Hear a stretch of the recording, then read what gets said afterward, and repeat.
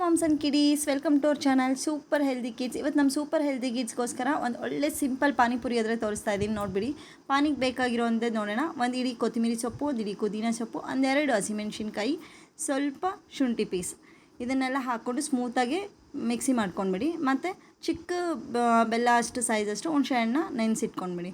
ಈಗ ಬಾಯ್ಲ್ ಆಗಿರೋ ಪೊಟ್ಯಾಟೋನ ನೀಟಾಗಿ ಸ್ಮ್ಯಾಶ್ ಮಾಡ್ಕೊಳ್ಳಿ. ತುಂಬ ಸಿಂಪಲಾಗಿ ತುಂಬ ಕ್ವಿಕ್ಕಾಗಾದರೆ ಮಾಡ್ಕೊಬೋದು ಈ ಪಾನಿಪುರಿನ. ತುಂಬ ಟೇಸ್ಟ್ ಅಂತೂ ಹಾಸಮಾಗಿರುತ್ತೆ. ಈ ಥರ ನೀಟಾಗಿ ಸ್ಮ್ಯಾಶ್ ಆದಮೇಲೆ ರುಚಿಗೆ ತಕ್ಕಷ್ಟು ಉಪ್ಪು ಹಾಕ್ಕೊಳ್ಳಿ. 1/2 ಟೀ ಸ್ಪೂನ್ ಖಾರದ ಪುಡಿ, 1 spoon jeera powder and 1/2 teaspoon chaat masala and garam masala, ಮತ್ತು ಕುಕ್ ಮಾಡ್ಕೊಂಡಿರೋ ಬಟಾಣಿ, 1 cup of carrot, 1 cup of ಈರುಳ್ಳಿ, ಲಾಸ್ಟಲ್ಲಿ ಕೊತ್ತಂಬರಿ ಸೊಪ್ಪು, ಇದನ್ನೆಲ್ಲ ಹಾಕ್ಕೊಂಡು ಚೆನ್ನಾಗಿ ಎಲ್ಲ ಮಿಕ್ಸ್ ಆಗೋ ಥರ ನೀಟಾಗಿ ಮಿಕ್ಸ್ ಮಾಡ್ಕೊಳ್ಳಿ. ನೀವು ಹೊರಗಡೆ ತಿನ್ನೋದಕ್ಕೆ ಪಾನಿಪುರಿಗೆ ಕಂಪೇರ್ ಮಾಡಿಕೊಂಡ್ರೆ ಅದನ್ನು ತ್ರಿಬಲ ತಿಂತೀರಾ ಗೈಸ್. ಕ್ವಾಂಟಿಟಿ ಅಷ್ಟು ಟೇಸ್ಟಾಗಿರುತ್ತೆ, ಅಷ್ಟು ಚೆನ್ನಾಗಿರುತ್ತೆ ತಿನ್ನೋದಕ್ಕೆ. ಎಷ್ಟು ತಿಂತಾಯಿದ್ರೂ ಹೋಗ್ತಾ ಇರುತ್ತೆ ಒಳಗಡೆ, ಅಷ್ಟು ಟೇಸ್ಟಾಗಿರುತ್ತೆ ಪಕ್ಕ. ನೆಕ್ಸ್ಟ್ ಇಲ್ಲಿ ನಾವು ಹುಣಸೆಹಣ್ಣು ರಸನ ಗುಜ್ಜು ತೆಗೆದು ಇಟ್ಕೊಂಡಿದ್ದೀವಿ, ನೆನೆಸಿಟ್ಟಿದ್ವಲ್ವ ಅದನ್ನು.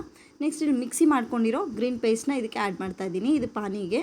ನೆಕ್ಸ್ಟ್ ಕಂಪಲ್ಸರಿ 1 ಸ್ಪೂನ್ ಇಲ್ಲ 1.5 ಸ್ಪೂನ್ ಜೀರಾ ಪೌಡರ್ ಹಾಕ್ಕೋಬೇಕು, ಮತ್ತು ಚಾಟ್ ಮಸಾಲ ಕಂಪಲ್ಸರಿ. ಇಲ್ಲಿ ಹುಣಸೆ ರಸ ನಾನು ಸ್ವಲ್ಪ ನೆನೆಸಿಟ್ಕೊಂಡಿದ್ದೀನಿ, ಅದಕ್ಕೆ ನಾನು 1/2 ಲೆಮನ್ ಫುಲ್ ಹಾಕಿದ್ದೀನಿ ಇದರಲ್ಲಿ. ನೆಕ್ಸ್ಟ್ ಕ್ವಾಂಟಿಟಿಗೆ ಬೇಕಾದಷ್ಟು ಪಾನಿಯನ್ನು ಆ್ಯಡ್ ಮಾಡ್ಕೊಳ್ಳಿ. ನಾನು ಇಲ್ಲಿ 6 ಮೆಂಬರ್ಸ್ಗೆ ಮಾಡ್ತಾಯಿದ್ದೀನಿ, ಅದಕ್ಕೆ ಬೇಕಾದಷ್ಟು ಕ್ವಾಂಟಿಟಿ ತೋರಿಸ್ತಾ ಇದ್ದೀನಿ.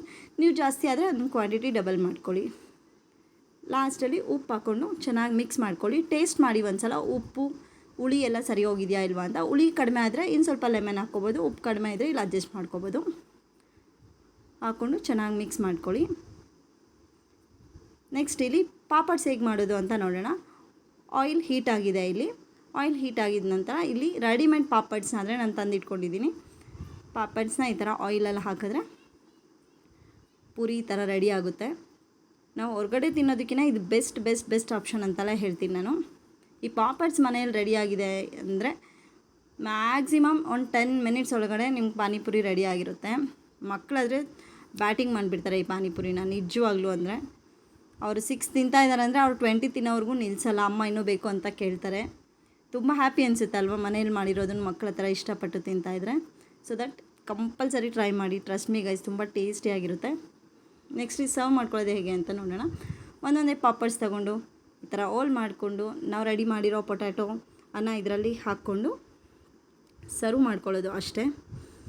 ನಮ್ಮ ಮಕ್ಕಳಂದು ಮೋರ್ ದ್ಯಾನ್ 20ವರೆಗೂ ಬ್ಯಾಟಿಂಗ್ ಮಾಡ್ತಾ ಇರ್ತಾರೆ, ಅಷ್ಟು ಚೆನ್ನಾಗಿ ತಿಂತಾರೆ ಅವರು. ನಂಗೆ ತುಂಬ ಖುಷಿಯಾಗುತ್ತೆ. ಪಾನಿಪುರಿ ಮಾಡಬೇಕು ಅಂದರೆ ನನಗೊಂದು ಜೋಶ್ ಇರುತ್ತೆ, ಯಾಕಂದರೆ ಅಷ್ಟು ಇಷ್ಟಪಟ್ಟು ತಿಂತಾರೆ ಮಕ್ಕಳು. ನೆಕ್ಸ್ಟ್ ಇಲ್ಲಿ ಲಾಸ್ಟಲ್ಲಿ ನಿಮ್ಮ ಹತ್ರ ಇದ್ದರೆ ಸೇವ್ ಹಾಕ್ಕೋತಾ ಇದ್ದೀನಿ, ಅದು ಇಲ್ಲ ಅಂದರೆ ಸ್ಕಿಪ್ ಮಾಡ್ಬೋದು ಕಂಪ್ಲೀಟ್ಲಿ. ನೆಕ್ಸ್ಟ್ ಪಾನಿಯನ್ನು ಒಂದು ಗ್ಲಾಸಲ್ಲಿ ಹಾಕ್ಕೊಂಡ್ರೆ ಪಾನಿಪುರಿ ಸಿಂಪಲ್ಲಾಗಿ ಟೇಸ್ಟಿಯಾಗಿ ರೆಡಿಯಾಗಿರುತ್ತೆ.